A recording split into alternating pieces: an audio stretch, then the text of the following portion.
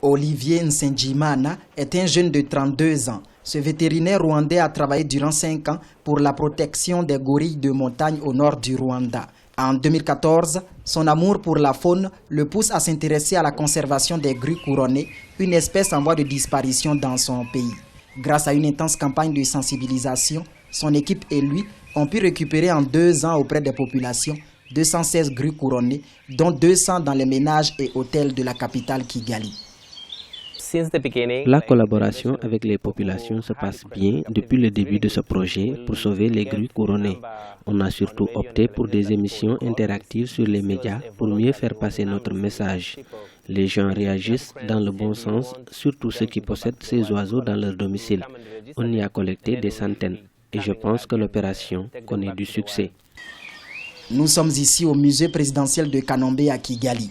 Les animaux collectés y reçoivent tous les soins appropriés et sont mis en quarantaine durant 2 mois avant de retrouver leur habitat naturel.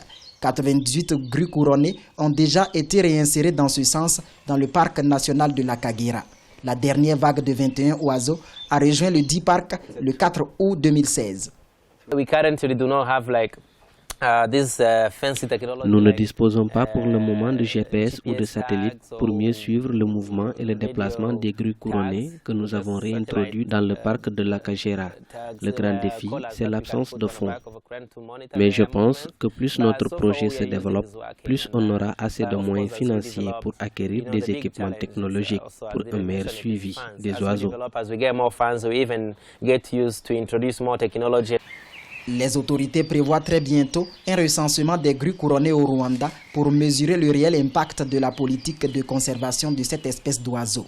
Notons que Olivier Nsengimana a remporté plusieurs prix dans le domaine de la conservation. Il est parmi les 3 finalistes du Tusk Conservation Awards 2016, une distinction qui se fera en novembre prochain en Grande-Bretagne.